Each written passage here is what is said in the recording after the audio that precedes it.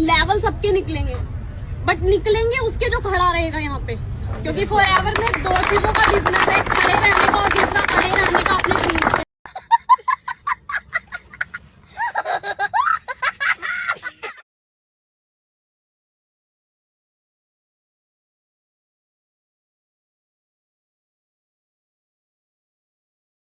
Hello friends, welcome to engineering express.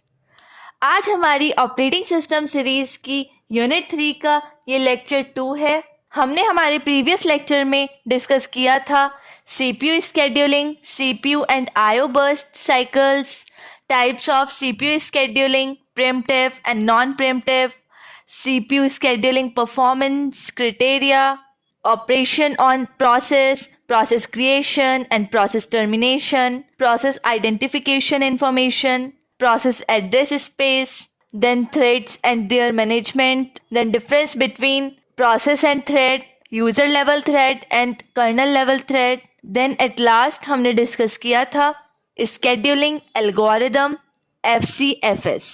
I hope आप सब ने वो लेक्चर देखा होगा। अगर आप अच्छे से समझते हैं उस लेक्चर को, तभी आपको आज का लेक्चर अच्छे से समझ आएगा, क्योंकि बहुत सारी टर्म्स हैं जैसे कि परफॉर्मेंस क्राइटेरिया, FCFS मेथड, क्योंकि आज जितनी भी हम शेड्यूलिंग एल्गोरिदम्स डिस्कस करेंगे उन सब में FCFS का रोल है ही। तो आपको FCFS क्या है वो सब आपको समझना इम्पॉर्टेंट है। परफॉर्मेंस क्राइटेरिया के सारे टर्म्स आपको समझना इम्पॉर्टेंट है। आज के इस लेक्चर में हम डिस्कस करेंगे all the scheduling algorithms and multi processor scheduling. I hope आप सब कॉपी और पेन लेकर बैठ गए होंगे। साथ ही साथ आपको जो भी इम्पॉर्टेंट चीज़ें लगे, इम्पॉर्टेंट पॉइंट्स आपको लगे, कुछ इम्पॉर्टेंट फार्मूले हम डिस्कस करेंगे, वो सब आप नोट डाउन करते चलिएगा, ताकि एग्जाम टाइम में आपको ये शॉर्ट नोट्स काफ़ी ज़्यादा हेल्पफुल रहें। आज का हम लेक्चर स्टार्ट करते हैं with the topic SJF scheduling algorithm. ये हमारी सेकेंड स्केड्यूलिंग एल्गोरिदम है। SJF से मतलब है shortest job first scheduling algorithm. It is a method used by operating systems to manage the order in which processes are executed by the CPU. ये algorithm हमारे order को manage करता है कि CPU किस order में सारे processes को execute कर रहा है। ये कौन use करता है? Operating system. It's designed to minimize the average waiting time for all processes in the queue. जितने भी process हैं ready queue में, उन सब के वेटिंग टाइम को मिनिमाइज करने के लिए, मतलब सारे प्रोसेस को कम से कम वेट करना पड़े, उसके लिए इस स्केड्यूलिंग एल्गोरिदम को डिजाइन किया गया है। Let's break down the details of how it works and its two main type, non preemptive and preemptive. अब हम देखते हैं डिटेल में कि ये एल्गोरिदम कैसे काम करती है, और इसके दो मेन टाइप हैं, नॉन प्रीएम्प्टिव एंड प्रीएम्प्टिव। पहले हम बात करते हैं नॉन प्रीएम्प्टिव SJF की। In the non pre-emptive version of SJF the operating system schedules processes based on there burst time. जो नॉन प्रीएम्प्टिव वर्जन है SJF का, उसमें जो ऑपरेटिंग सिस्टम है वो सारे प्रोसेसेस को स्केड्यूल करती है, मतलब सारे प्रोसेसेस को किस ऑर्डर में सेट करती है, किस ऑर्डर में एग्जीक्यूट करवाती है, उनके बर्स्ट टाइम के बेस पे, which is the time required to complete execution. Burst time क्या होता है? बर्स्ट टाइम वो टाइम होता है जो प्रोसेस को कंप्लीट होने में लगा, जितना भी टाइम, उस टाइम को हम बर्स्ट टाइम कहते हैं। Here's how it operates. When the CPU becomes available, it looks at all the processes in the ready queue. जब CPU अवेलेबल होता है तो वो सारे प्रोसेसेस को देखता है, जो भी रेडी क्यू में है सबको चेकआउट करता है। The processes with the shortest burst time is selected for execution, और वो उस प्रोसेस को सिलेक्ट करता है जिसका जो बर्स्ट टाइम है वो सबसे ज्यादा शॉर्ट हो, वो उसको एग्जीक्यूट कराता है। Once a process starts running, it keeps the CPU until it finishes. It can not be interrupted by other processes. एक बार अगर प्रोसेस रन होना स्टार्ट हो गया तो वो कंटिन्यूअसली एग्जीक्यूट होता रहेगा जब तक वो कंप्लीटली एग्जीक्यूट ना हो जाए, तब तक वो CPU को रिलीज नहीं करेगा और कोई और प्रोसेस उसे इंटरप्ट नहीं कर सकता बीच में। This approach is straight forward but can lead to issues if a process with a very long burst time is running, as newer order jobs will have to wait, potentially leading to what's known as starvation for these processes. ये जो हमारा approach है, ये एक method है, वो काफी ज्यादा स्ट्रेट फॉरवर्ड है, काफी सिंपल है, लेकिन इसकी वजह से कुछ प्रॉब्लम्स भी हो सकती हैं, जैसे कि अगर कोई बहुत ज्यादा लॉन्ग बर्स्ट टाइम किसी का है और वो प्रोसेस रन कर रहा है, तो शॉर्टर जॉब्स या मतलब हम कहें जिनका बर्स्ट टाइम शॉर्ट है उनको वेट करना होगा काफी ज्यादा, तो उसकी वजह से स्टारवेशन जैसी प्रॉब्लम जनरेट हो सकती है। स्टारवेशन मतलब लॉन्गर वेटिंग टाइम, बहुत ही ज्यादा जब वेट करना पड़ जाता है शॉर्टर प्रोसेसेस को, तब ये कंडीशन जनरेट होती है। नेक्स्ट हमारा मेथड है प्रीएम्प्टिव एसजेएफ, या फिर हम जिसे कहें shortest remaining time first, SRTF. The preemptive version, often called shortest remaining time first, like non-preemptive SJF, the CPU looks at the ready queue and picks the process with the shortest burst time. जैसे कि हमने non-preemptive में देखा था, इसमें भी CPU सारे process को चेक करेगा जो भी रेडी क्यू में है, और जिसका burst time सबसे कम होगा वो उसको सेलेक्ट कर लेगा. If a new process arrives in the ready queue with a burst time shorter than the remaining time of the currently running process, the current process is interrupted. For example, अगर हमारा एक process है जिसका burst time है 5 millisecond, अब वो run हो रहा है, इतनी ही देर में आफ्टर 2 मिलीसेकेंड्स कोई न्यू प्रोसेस आया, सपोज P2, और उसका बर्स्ट टाइम है 2 मिलीसेकेंड्स, लेकिन उस पॉइंट पे जो हमारा रन हो रहा था already process P1,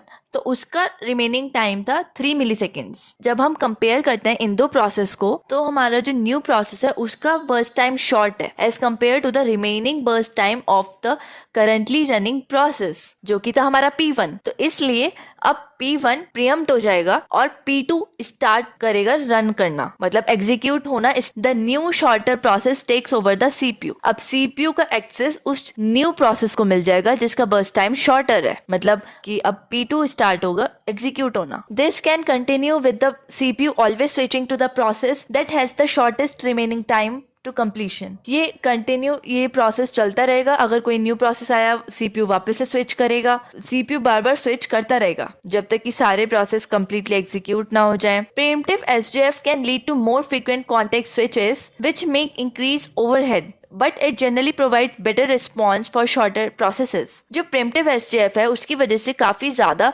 context switches होते हैं, मतलब काफी ज्यादा CPU जो है वो स्विच करता है, जिसकी वजह से जो ओवरहेड है वो इंक्रीज हो जाता है, मतलब जो एक्स्ट्रा वर्क है सिस्टम का वो इंक्रीज हो जाता है, उसको ज्यादा काम करना पड़ता है बेसिकली सब कुछ मैनेज करने के लिए। लेकिन इसकी वजह से काफी ज्यादा बेटर रिस्पॉन्स प्रोवाइड होता है शॉर्टर प्रोसेसेस को, और उनका जो वेटिंग टाइम इशू था नॉन प्रीएम्प्टिव में वो भी इसमें सॉल्व हो जाता है। अब हम देखते हैं कैरेक्टरिस्टिक्स ऑफ SJF स्केड्यूलिंग।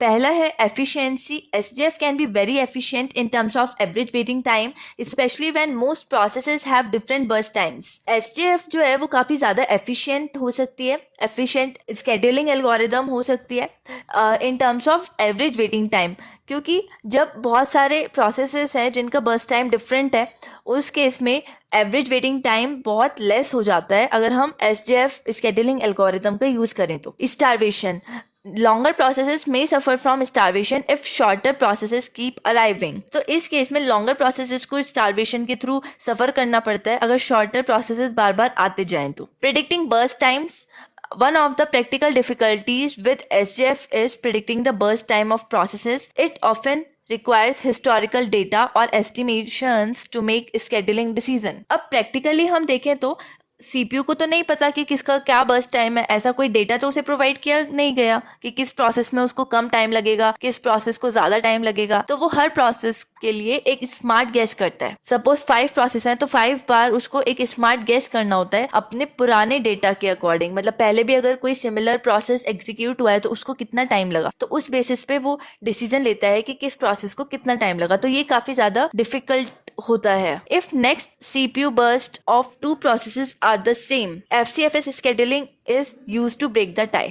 अगर 2 प्रोसेस का बर्स्ट टाइम सेम है तो उस केस में हम FCFS एल्गोरिदम का यूज करेंगे। अब हम इसको समझते हैं एक एग्जांपल से। Process P1, P2, P3, P4 having arrival time of 0245 microsecond and burst time 7414 microsecond। Draw Gantt chart and compare average waiting time using preemptive and non-preemptive SJF।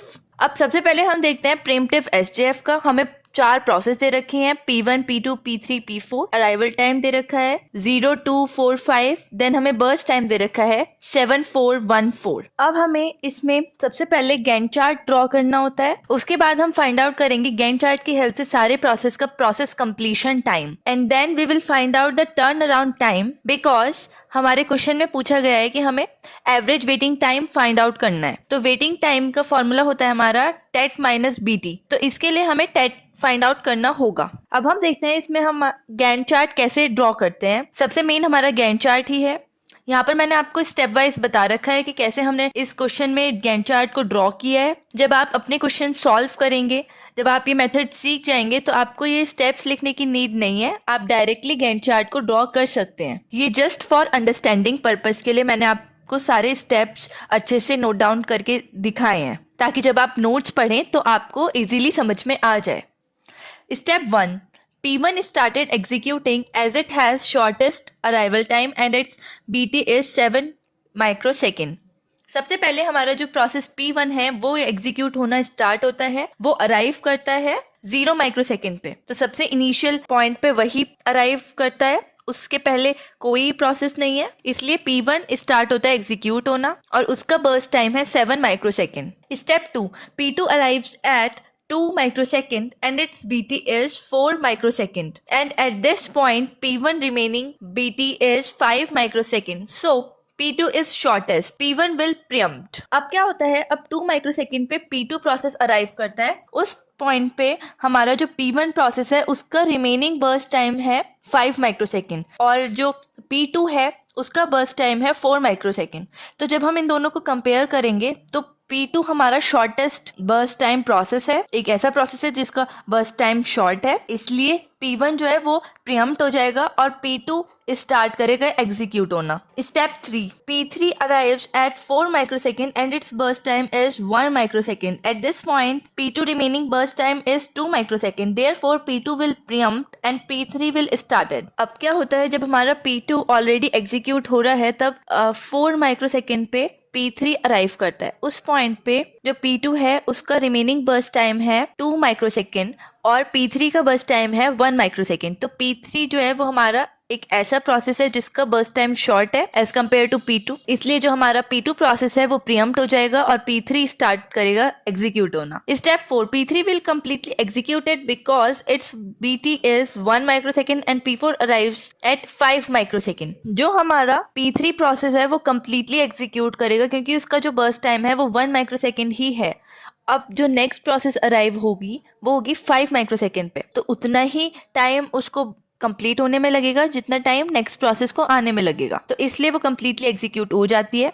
और अब नेक्स्ट प्रोसेस आता है हमारा 5 माइक्रोसेकेंड पे P4 और उसका burst time है 4 microsecond. अब हम फिर से कंपेयर करेंगे जो भी हमारी प्रोसेसेस में बर्स्ट टाइम बचा है, लाइक P1 का है 5 माइक्रोसेकेंड, P2 का है 2 माइक्रोसेकेंड और P4 का है 4 माइक्रोसेकेंड। अब इन तीनों को हम कंपेयर करेंगे तो P2 हमारा एक ऐसा प्रोसेस है जिसका बर्स्ट टाइम सबसे शॉर्ट है, तो इसलिए अब P2 एग्जीक्यूट होगी और ये कम्प्लीटली एग्जीक्यूट हो जाएगी। उसके बाद हमारा बचता है P4 एंड P1। जब हम इन दोनों को कंपेयर करेंगे तो P4 हमारा प्रोसेस ऐसा है जिसका बर्स्ट टाइम शॉर्ट है, इसलिए उसके बाद P4 एग्जीक्यूट होगी और एट द एंड हमारा P1 एग्जीक्यूट होगा। तो हमारा फाइनल गैंट चार्ट बनता है ये। अब इसके अकॉर्डिंग हम process completion time note down करेंगे सारे प्रोसेस का, लाइक P1 का प्रोसेस कंप्लीशन टाइम है 16 माइक्रोसेकेंड, P2 का है 7 माइक्रोसेकेंड, P3 का है 5 माइक्रोसेकेंड एंड P4 का है 11 माइक्रोसेकेंड। अब हम turn around time find out करेंगे सारे प्रोसेस के लिए। तो P1 का टर्न अराउंड टाइम है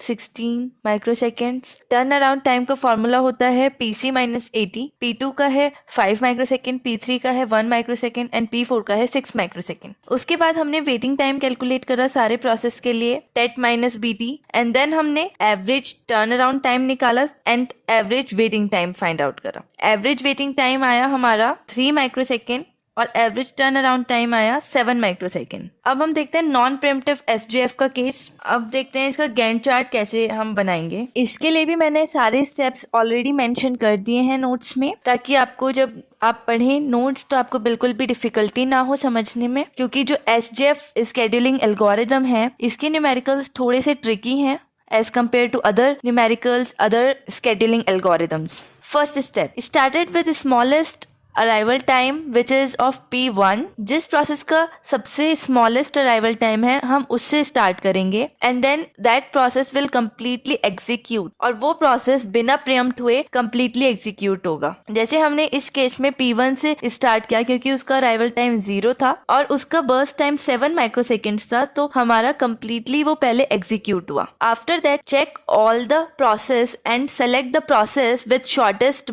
burst time, that is P3।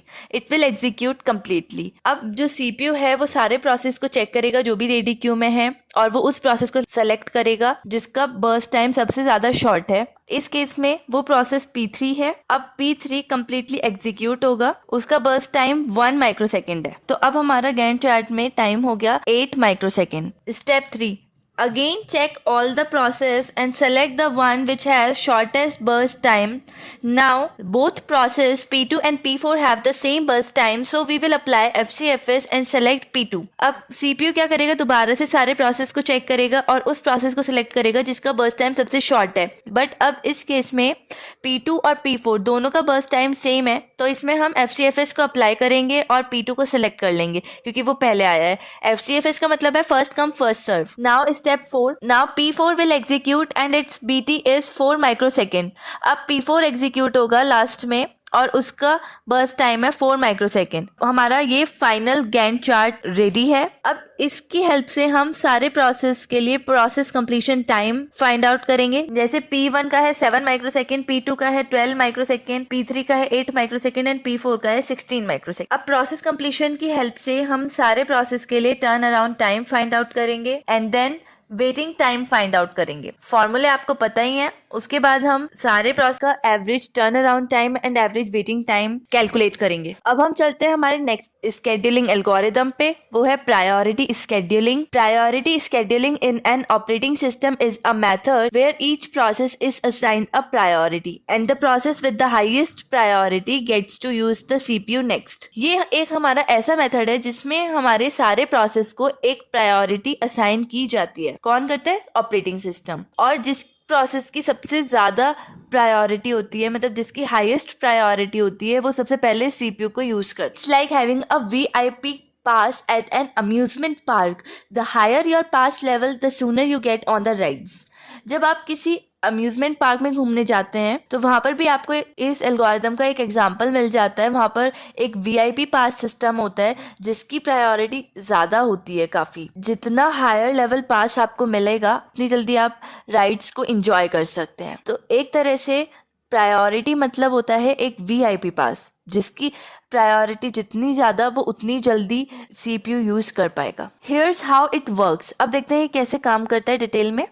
Higher priority. If a process has a higher priority, it will be executed first. अगर एक प्रोसेस की प्रायोरिटी ज़्यादा है तो वही पहले एग्जीक्यूट होगा। Equal priority. If two processes have the same priority, they can be scheduled according to the order of arrival. FCFS. अगर दो प्रोसेस की प्रायोरिटी सेम है तो उस केस में हम FCFS का यूज करते हैं। Preemptive. In preemptive priority scheduling, if a new process arrive with a higher priority than the current running process will be stopped and the CPU will be given to the new process.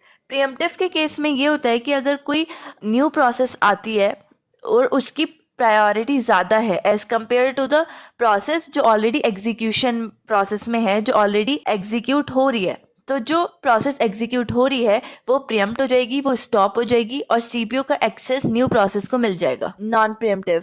In non-preemptive priority scheduling, the CPU will not take away the running process until it finishes, even if a higher priority process arrives.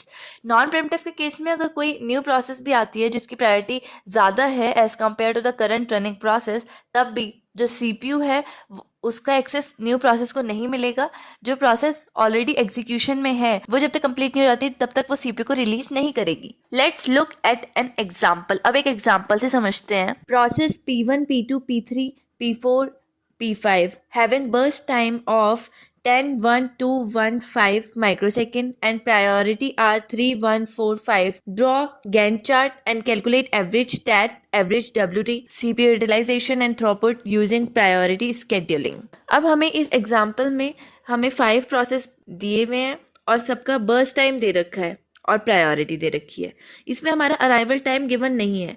अगर arrival time given नहीं है तो सबका arrival time हम 0 मान के चलते हैं, मतलब सबका अराइवल टाइम सेम है, सब एक ही टाइम पे अराइव करते हैं। अब हम प्रायोरिटी वाइज सारे प्रोसेस को रीअरेंज करके लिख देंगे। सबसे हाईएस्ट प्रायोरिटी है प्रायोरिटी 1, तो फर्स्ट प्रायोरिटी है हमारे P2 की, सेकंड प्रायोरिटी है P5, थर्ड प्रायोरिटी है P1 की, फोर्थ प्रायोरिटी है P3 एंड फिफ्थ प्रायोरिटी है P4 की। तो प्रायोरिटी वाइज हमने रीअरेंज करके लिख दिए सारे प्रोसेस, उनके अकॉर्डिंग उनका बर्स्ट टाइम लिखा। अब हमें क्या करना है, अब सबसे पहले हम गैंट चार्ट बनाएंगे। अब देखते हैं हम गैंट चार्ट कैसे बनाएंगे इस केस में। सबसे पहली प्रायोरिटी हमारी 1 है और अराइवल टाइम सबका सेम है, तो सबसे पहले हमारा P2 आता है। सबसे पहले P2 एग्जीक्यूट होगा, इसका बर्स्ट टाइम है 1, तो ये 0 से 1 तक एग्जीक्यूट हुआ। उसके बाद हमारा P5 आता है क्योंकि उसकी प्रायोरिटी है 2 और उसका बर्स्ट टाइम है 5, तो 1 से लेके 6 तक हमारा P5 एग्जीक्यूट हुआ and then P1, then P3 and then P4। तो इस तरीके से हमारा ये गैंट चार्ट बनता है। उसके बाद हमने सबका process completion time note down कर लिया according to the Gantt chart. उसके बाद हम कैलकुलेट करेंगे सबका टैट एंड WT, वो आपको पता ही है, आपने जैसे प्रीवियस स्केड्यूलिंग एल्गोरिदम में सबके लिए टैट और WT कैलकुलेट किया था, सेम उसी तरीके से इसमें भी करना है। एंड देन आप कैलकुलेट कीजिएगा इसमें average turn around time, average waiting time, CPU utilization and throughput. फॉर्मूले ऑलरेडी हमने डिस्कस किए थे हमारे लास्ट वीडियो लेक्चर में, आप उसको अच्छे से समझिएगा। अब एक और एग्जाम्पल है हमारा, उसे देखते हैं। इसमें हमारा प्रोसेस दिए हुए हैं P1, P2, P3, P4, P5। Arrival time भी इसमें गिवन है 0, 5, 12, 2, 9। बर्स्ट टाइम गिवन है एंड प्रायोरिटी गिवन है। अब देखिए जब अराइवल टाइम गिवन है तो तब क्या करेंगे।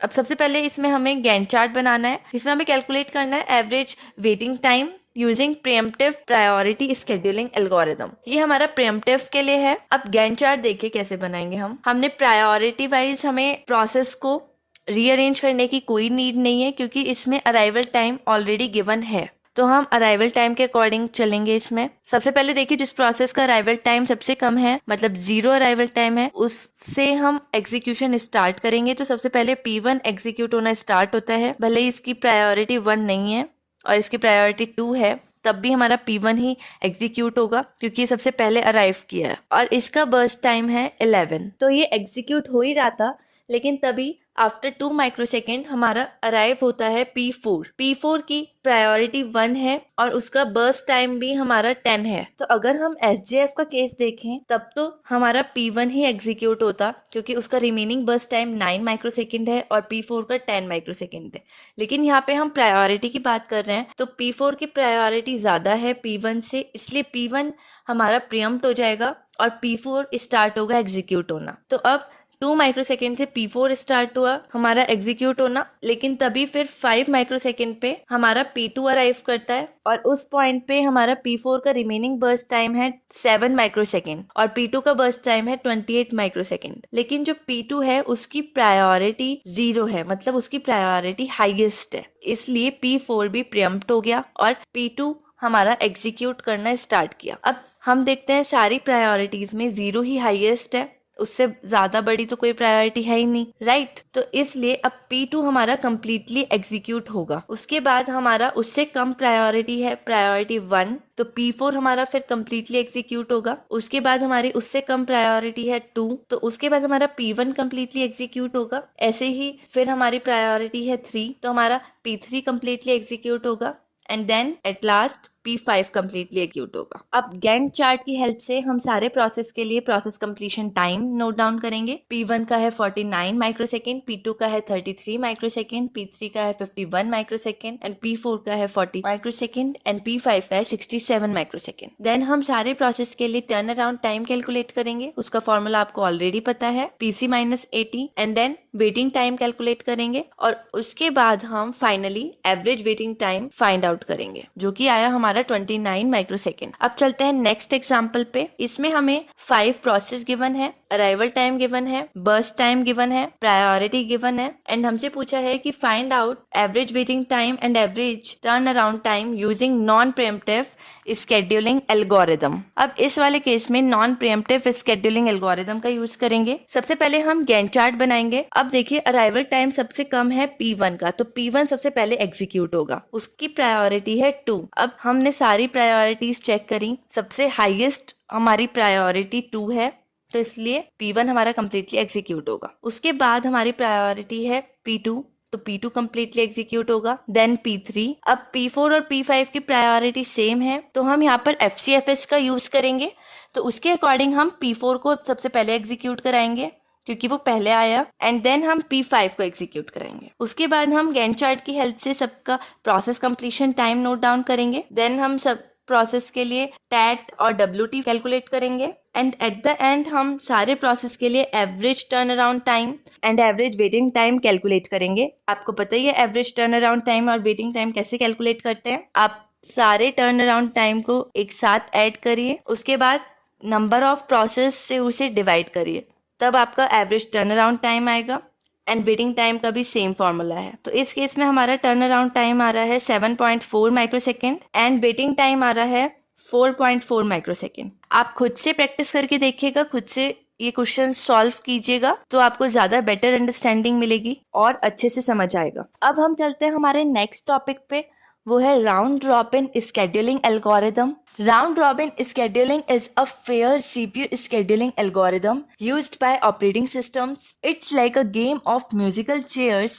where each process gets to sit for a short time called a time quantum. जो हमारा राउंड रॉबिन स्केड्यूलिंग है, ये एक फेयर स्केड्यूलिंग एल्गोरिदम है।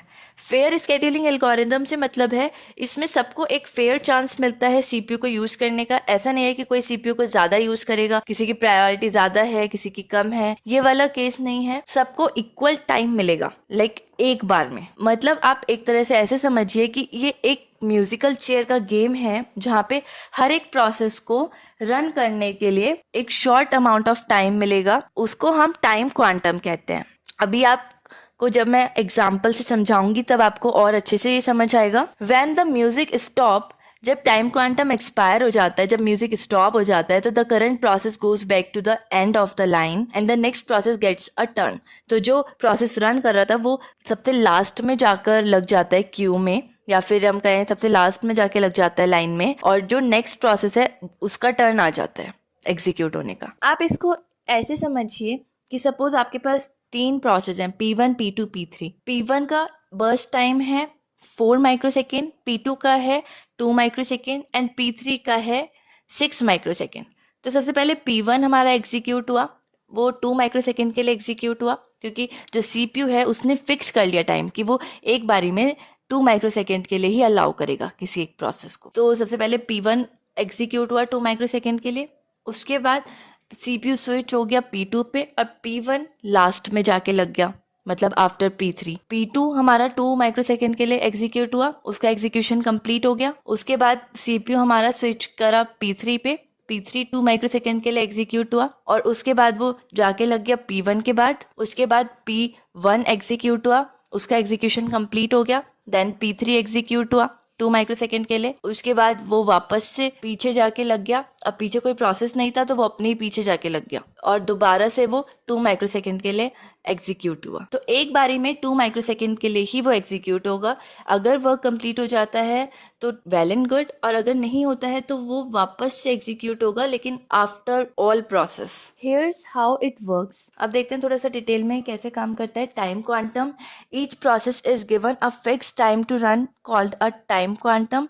हर एक प्रोसेस को एक फिक्स टाइम दिया जाता है रन करने के लिए, उसको हम टाइम क्वांटम कहते हैं। Order, processes are placed in a queue in the order they arrive.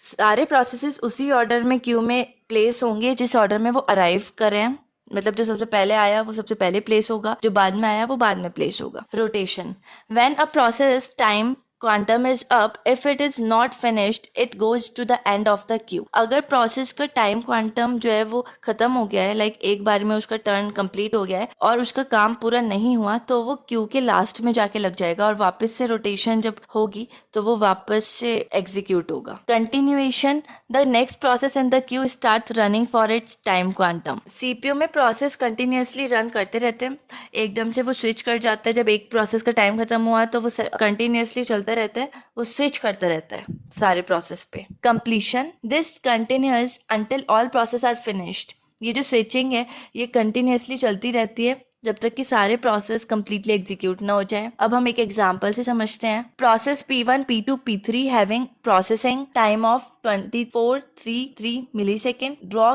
Gantt chart and calculate CPU utilization and throughput using round robin with the time slice of 4 millisecond. अब इस example में हमें 3 process दिए हुए हैं, P1, P2, P3. Burst time given है 2433 और हमसे बोला गया है कि हमें एक गैंट चार्ट बनाना है और सब प्रोसेस के लिए average stat, average WT, CPU utilization and throughput calculate करना है. और हमें टाइम स्लाइस दिया हुआ है 4 मिलीसेकंड का, मतलब एक प्रोसेस एक टाइम पे 4 मिलीसेकंड के लिए ही रन करेगा और उसके बाद CPU स्विच कर जाएगा दूसरे प्रोसेस. अब देखते हैं इसका गैंट चार्ट कैसे बनता है. सबसे पहले P1 एग्जीक्यूट होना स्टार्ट हुआ, उसका बर्स्ट टाइम है 24 सेकेंड, लेकिन जो टाइम क्वांटम है वो है 4 मिलीसेकंड, तो वो 0 से 4, वो 4 सेकेंड के लिए ही रन किया उसने. उसके बाद P2 स्टार्ट हुआ रन होना. अब ये 4 मिलीसेकंड मैक्सिमम टाइम है, तो इससे कम भी हो सकता है टाइम, इसलिए P2 को सिर्फ 3 मिलीसेकंड ही लगे. देन P3 रन हुआ, उसको भी 3 मिलीसेकंड ही लगे. देन P1 पे स्विच करा CPU ने, अगेन वो 4 सेकेंड्स के लिए रन हुआ. देन अगेन स्विच करा CPU ने, अगेन P1 4 सेकेंड के लिए रन हुआ. देन अगेन P1 रन हुआ और ये जब तक रन होता रहेगा जब तक कि कंप्लीट ना हो जाए. तो वो कंटिन्यूअसली रन ना होके स्विचिंग में रन होगा. मतलब अगर बीच में कोई और प्रोसेस होती, लाइक P2 अगर कंप्लीट ना होता तो P1 के बाद P2 का चांस होता. तो इस तरीके से एक क्यू में सारे प्रोसेस लगे हुए होते हैं और वो रोटेशन में चलते रहते हैं. लाइक अगर एक प्रोसेस का काम खत्म नहीं हुआ लेकिन टाइम अप हो गया तो वो लाइन में लास्ट में जाके लग जाएगा. इस तरीके से ये रोटेशन चलता रहता है. अब इस गैंट चार्ट की हेल्प से हमने सारे प्रोसेस का process completion time note down करा. देन हमने average stat, average WT, CPU utilization and throughput calculate करा. आपको पता है एवरेज स्टैट और एवरेज डब्ल्यूटी कैसे निकालते हैं? देखते हैं CPU यूटिलाइजेशन का. इसमें बिजी टाइम ही था हमारा, इसमें हमारा बिजी टाइम था 30 सेकेंड्स का और CPU थोड़ी देर के लिए भी आइडल नहीं रहा, तो हमारा आइडल टाइम इसमें 0 हो जाएगा. तो busy time upon busy time plus idle time into 100, तो हमारा CPU यूटिलाइजेशन आया 100%. थ्रूपुट क्या होता है? Number of process upon total CPU busy time. तो नंबर ऑफ प्रोसेस थे हमारे 3 और टोटल टाइम था हमारा 30 मिलीसेकेंड्स, तो यहाँ पर हमारा थ्रूपुट आया 0.1. अब हम दूसरे एग्जाम्पल से समझते हैं. इसमें हमें 5 प्रोसेस दिए हुए हैं, अराइवल टाइम भी गिवन है इसमें एंड हमारा BT गिवन है. इसमें हमसे पूछा है हमें कैलकुलेट करना है average WT and average stat और इसमें हमें टाइम क्वांटम गिवन है 2 यूनिट्स. अब इस वाले में क्या करेंगे, इसमें हम 0 से स्टार्ट करेंगे.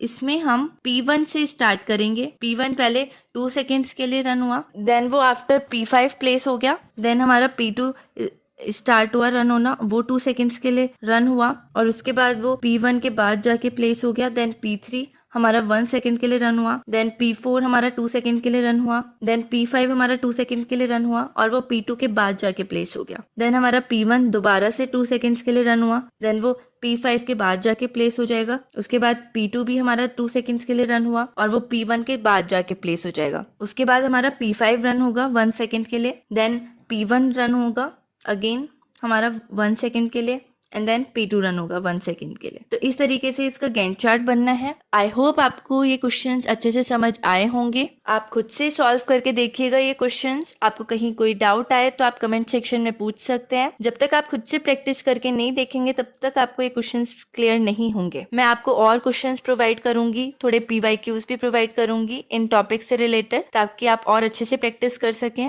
बट सारे क्वेश्चन के मेथड्स सेम ही होंगे जो मैंने आपको एग्जाम्पल्स में समझाए हैं. आप प्लीज इस वीडियो को बहुत अच्छे से पूरे फोकस के साथ समझिएगा, क्योंकि यहाँ से 1 या 2 न्यूमेरिकल आपको एग्जाम में मिलते ही मिलते. अब हम चलते हैं हमारे नेक्स्ट टॉपिक पे, multi level Q scheduling algorithm.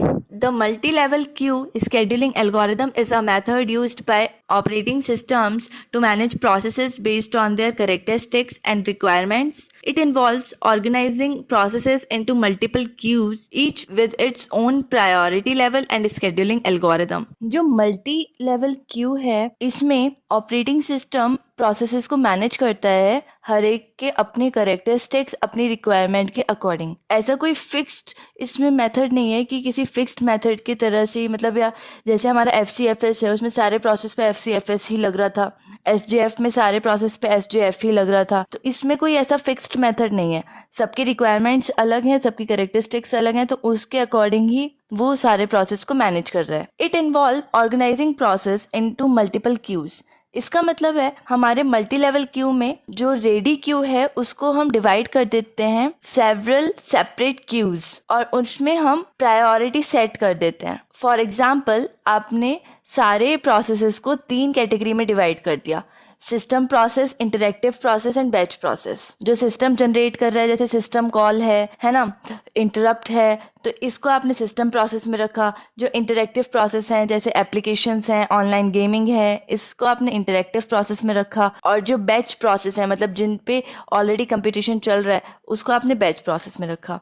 इन तीनों कैटेगरी में जो प्रोसेस हैं उनके लिए आपने सेपरेट क्यू बना दी और उसमें आपने प्रायोरिटी सेट कर दी कि सबसे हाई प्रायोरिटी पे सिस्टम प्रोसेस की क्यू है एंड मीडियम पे हमारा इंटरेक्टिव प्रोसेस की क्यू है और लोवेस्ट प्रायोरिटी आपने बैच प्रोसेस को दी। अब हर एक कैटेगरी के जो प्रोसेस हैं उनमें ज़रूरी नहीं है सब में सेम ही स्केड्यूलिंग एल्गोरिदम लगे। जैसे कि जो सिस्टम प्रोसेस हैं उनमें आपने लगाया FCFS क्योंकि उनकी करेक्टरिस्टिक, उनकी रिक्वायरमेंट के अकॉर्डिंग FCFS उनके लिए बेस्ट है। ऐसे ही जो इंटरेक्टिव प्रोसेस हैं उनमें आपने लगाया SJF क्योंकि उनके लिए SJF ही बेस्ट है। और जो बैच प्रोसेस हैं उनके लिए आपने लगाया राउंड रॉबिन। इस तरीके से CPU इनको सबको एग्जीक्यूट करा रहा है। अब थोड़ा सा डिटेल में समझते हैं की features of MLQ। Multiple queues. Processes are divided into different queues based on certain criteria like process type, priority और मेमोरी साइज। सारे प्रोसेस को हम डिफरेंट क्यूज में डिवाइड कर देते हैं। कुछ सर्टेन क्राइटेरियाज होते हैं जिनके बेसिस पे हम उन्हें डिवाइड करते हैं, जैसे कि प्रोसेस का टाइप क्या है, उसकी प्रायोरिटी क्या है, मेमोरी का साइज क्या है। नेक्स्ट है फिक्स्ड प्रायोरिटीज।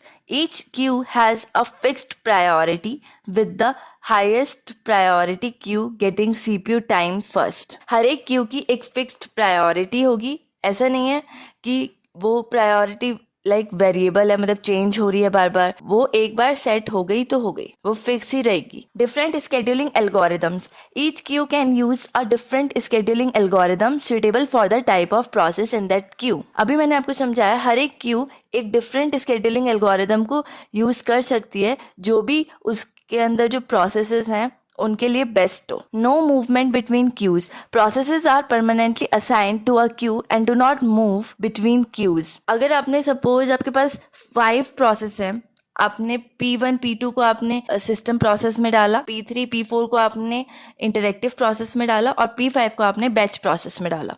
तो ये जो प्रोसेस हैं एक बार जिस क्यू में चले गए तो वो उसी में परमानेंटली रहेंगे। ऐसा नहीं है कि P1 प्रोसेस सिस्टम से बैच में आ जाए या फिर P5 प्रोसेस बैच से इंटरेक्टिव में चला जाए। ये आपस में मूव नहीं करते कि एक क्यू से दूसरे क्यू में चले जाएं। एक बार जिसमें चले गए वो परमानेंटली उसी में रहेंगे। How MLQ functions. अब हम ये समझते हैं कैसे फंक्शन करता है। फर्स्ट पॉइंट है process classification. When a process enters the system, it is classified and placed into one of the queues based on its attributes. जब process system में enter करता है तो उसको classify किया जाता है और place किया जाता है किसी एक queue में उसकी qualities के basis पे। Attributes का मतलब होता है qualities.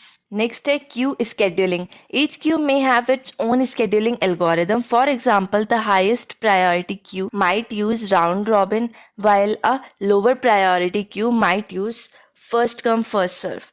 हर एक क्यू अपनी अलग स्केड्यूलिंग एल्गोरिदम यूज़ कर सकता है। ज़रूरी नहीं है सारी क्यूज़ को सेम एल्गोरिदम यूज़ करना है।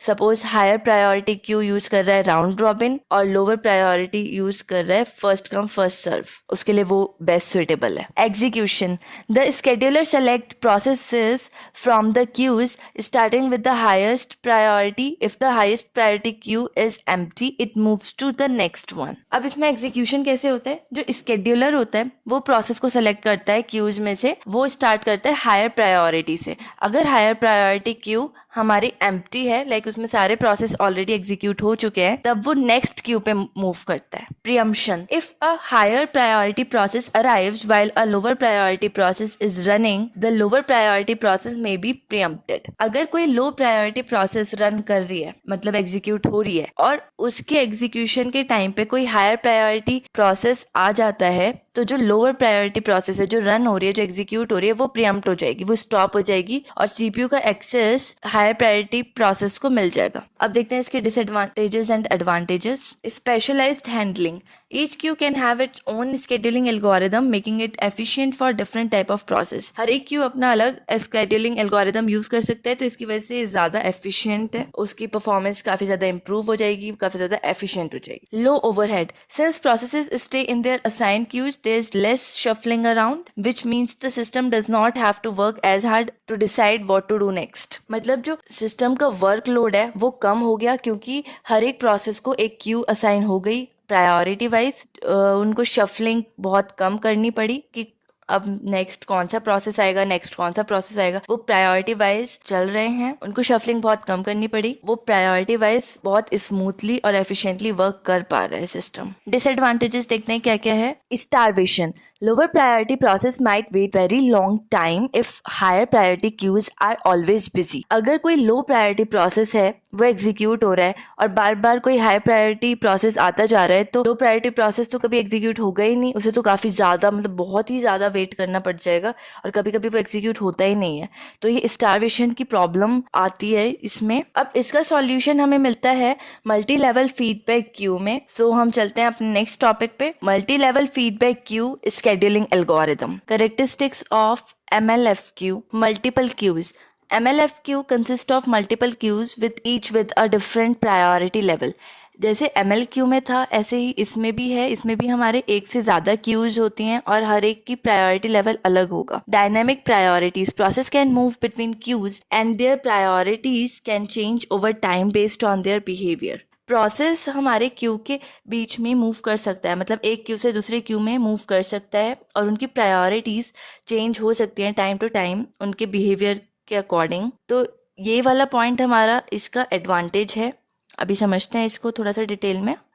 Time quantum, each queue has its own time quantum which is the maximum CPU time a process can use before being moved to a lower priority queue if it doesn't finish. Time quantum का मतलब है कि हर एक Q के पास अपना एक fixed time होगा, वो मैक्सिमम CPU टाइम होगा जिसमें प्रोसेस एग्जीक्यूट होगी। फॉर एग्जाम्पल, एक एग्जाम्पल से आप समझिए, आपके पास 3 क्यू हैं। पहले क्यू का क्वांटम है 8 मिली सेकेंड, सेकेंड क्यू का है 16 मिली सेकेंड और थर्ड क्यू का है 5 मिली सेकेंड। आपका एक प्रोसेस है, वो आया Q1 में और उसका प्रोसेस का बर्स्ट टाइम था 22 मिली सेकेंड, तो वो 8 मिली सेकेंड तक वहाँ पर एग्जीक्यूट हुआ। उसके बाद वो शिफ्ट हो गया Q2 पे और उसमें रिमेनिंग बर्स्ट टाइम था 14 मिली सेकेंड और Q2 का है 22 मिली सेकेंड और Q2 का है 16 मिली सेकेंड। तो आराम से आपका पूरा प्रोसेस वहाँ पर एग्जीक्यूट हो जाएगा और वो वहाँ से बाहर आ जाएगा। अगर आपका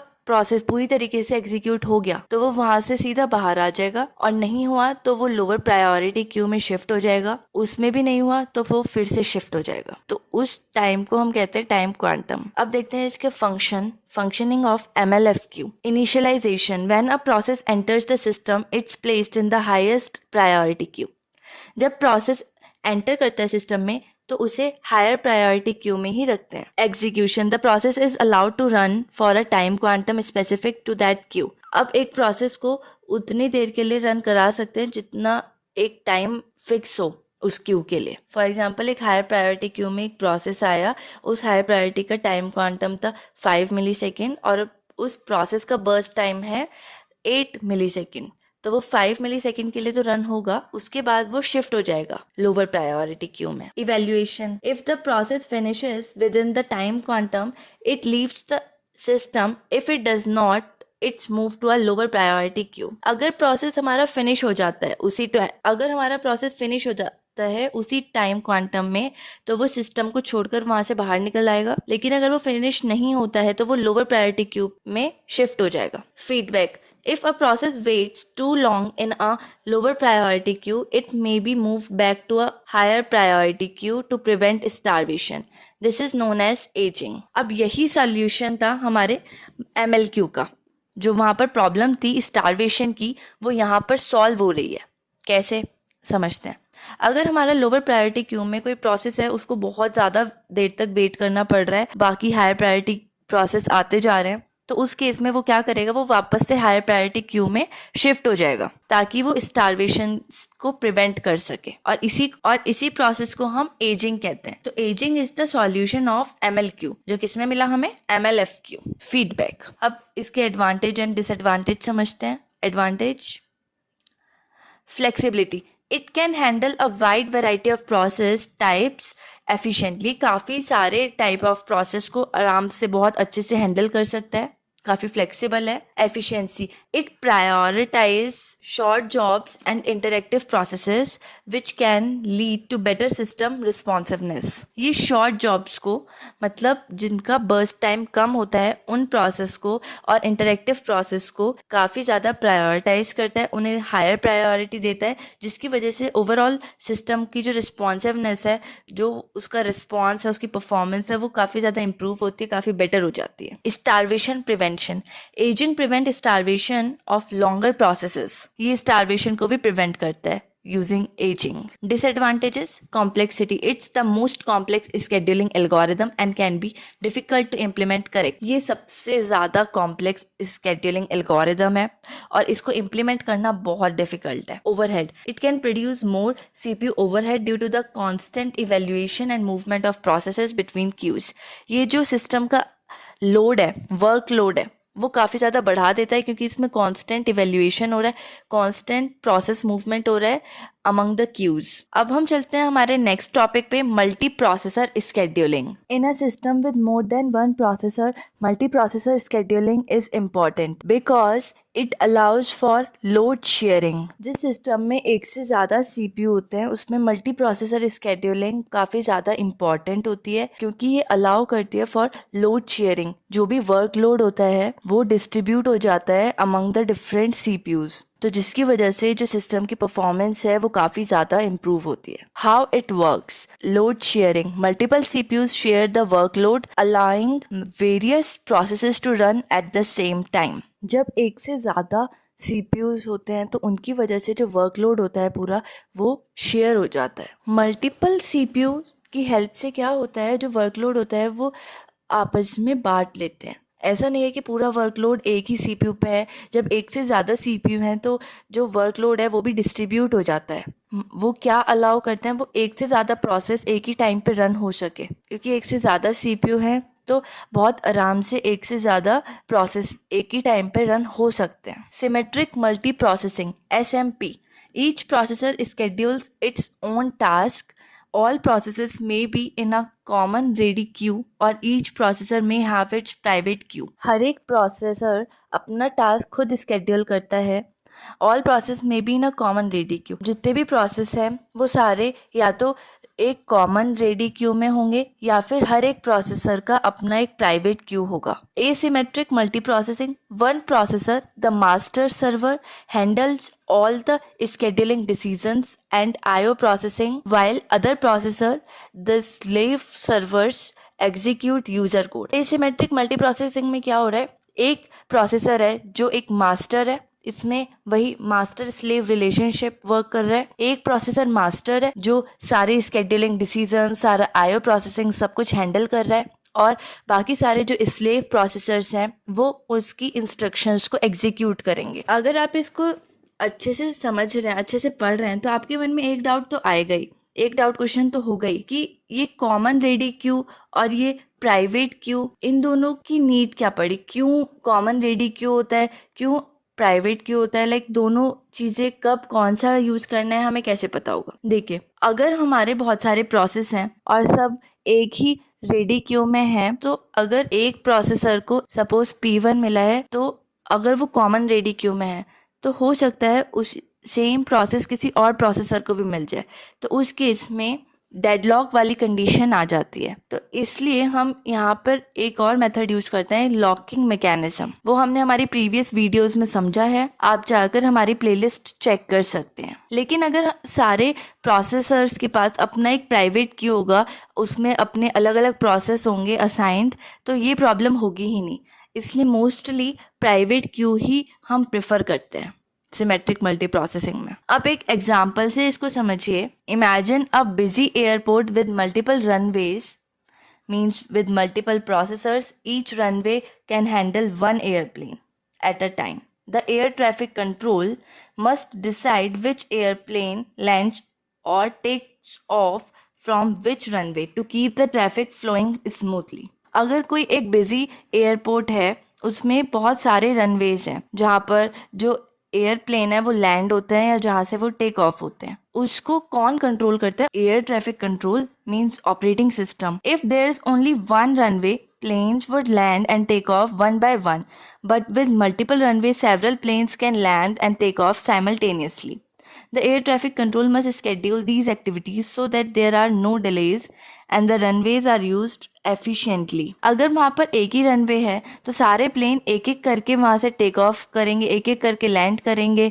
लेकिन अगर मल्टीपल रनवेज हैं तो उनके साथ काफ़ी सारे प्लेन्स एक ही साथ में लैंड कर सकते हैं, एक ही साथ में टेक ऑफ कर सकते हैं। एयर ट्रैफिक कंट्रोल अगर अच्छे से स्केड्यूल कर दे सारी एक्टिविटीज़ को, तो कोई एयरप्लेन टेक ऑफ में कोई डिले नहीं होगा, है ना, और रनवेज को बहुत अच्छे से एफिशिएंटली यूज कर सकेंगे। In computing multi processor scheduling algorithm aim to achieve similar efficiency by assigning task to CPUs in a way that maximises performance and minimises the time need to complete all task. Computing में भी मतलब अगर हम अपने operating system की बात करें तो इसमें जो मल्टी प्रोसेसर है उसका भी यही एम होता है कि वो सारे सीपीयूज को अलग अलग टास्क असाइन करे और उसकी जो परफॉर्मेंस है वो मैक्सिमाइज हो और जो टाइम वो ले रहा है हर टास्क को कंप्लीट करने का वो मिनिमाइज हो। अब समझते हैं इसके एडवांटेजेस एंड डिसएडवांटेजेस। पहला है load sharing. Multiple CPUs can share the workload allowing for simultaneous processing of multiple tasks which improve system performance and efficiency. अगर हमारे सिस्टम में बहुत सारे सीपीयू हैं तो हमारा जो वर्कलोड है वो डिस्ट्रीब्यूट हो जाता है और बहुत सारे टास्क, मल्टीपल टास्क एक साथ कंप्लीट हो जाते हैं, जिसकी वजह से जो सिस्टम परफॉर्मेंस है वो बहुत ज़्यादा इंप्रूव होती है। सेकेंड है increase throughput. With more processor working more task can be completed in a shorter amount of time. अगर हमारे पास एक से ज़्यादा प्रोसेसर हैं तो बहुत सारे टास्क कंप्लीट हो सकते हैं बहुत कम टाइम में। Reliability. If one processor fails other processor can continue working which increase the overall system reliability. अगर कोई एक प्रोसेसर फेल भी हो जाता है तो बाकी सब अपना काम करते रहेंगे, जिसकी वजह से सिस्टम की जो रिलायबिलिटी है वो इंक्रीज हो जाती है। रिलायबिलिटी एक तरह से हम ट्रस्ट बोल सकते हैं कि हम सिस्टम पर बहुत अच्छे से ट्रस्ट कर सकते हैं पूरी तरीके से। Disadvantages. Complexity. Managing multiple processor is more complex than single processor system requiring sophisticated scheduling algorithms. बहुत सारे प्रोसेसर्स के होने का ये बहुत बड़ा डिसएडवांटेज है कि उनको मैनेज करना काफ़ी ज़्यादा कॉम्प्लेक्स होता है। इसके लिए हमें काफ़ी अच्छी scheduling algorithms की नीड होती है। Synchronization. Processes may need to synchronize access to shared resources which can be challenging and may lead to issues like deadlock. जब हमारे सारे प्रोसेस रेडी क्यू में होते हैं, कॉमन एक रेडी क्यू में होते हैं, तो वो शेयरिंग में चल रहे होते हैं और वो रिसोर्स को शेयर कर रहे होते हैं, तो उस केस में कुछ हमारे प्रॉब्लम्स भी जनरेट हो सकती हैं, जैसे कि डेडलॉक, मतलब दो प्रोसेस एक ही सीपीयू यूज़ करें या फिर मतलब दो सीपीयू एक ही प्रोसेस को अलोकेट कर दिए गए या कुछ इस टाइप का इशू। Cost. More processors mean higher cost for the hardware and the energy they consume. ये काफ़ी ज़्यादा कॉस्टली होते हैं। सो आज का हमारा लेक्चर यहीं पर फिनिश होता है। आज के लेक्चर के नोट्स आपको बहुत जल्द टेलीग्राम ग्रुप पे अवेलेबल हो जाएंगे। आज के लेक्चर में आपको कोई भी प्रॉब्लम हो, कहीं पे कोई भी डाउट हो, आप कमेंट करके पूछ सकते हैं, आप व्हाट्सएप ग्रुप में पूछ सकते हैं। अगर आपको आज का लेक्चर अच्छा लगा हो तो please like, share and subscribe our channel. और जो भी क्वेश्चंस हमने डिस्कस करे हैं इस लेक्चर में,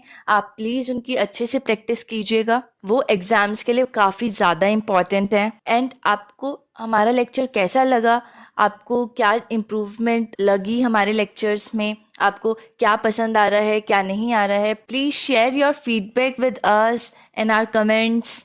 आपके कमेंट्स पढ़कर हमें बहुत अच्छा लगता है जब आप अपने फीडबैक्स हमारे साथ शेयर करते हैं। आपके कमेंट्स, लाइक्स ही हमारा मोटिवेशन है। Share our channel as much as possible with your friends, with your juniors, with your seniors. Thank you.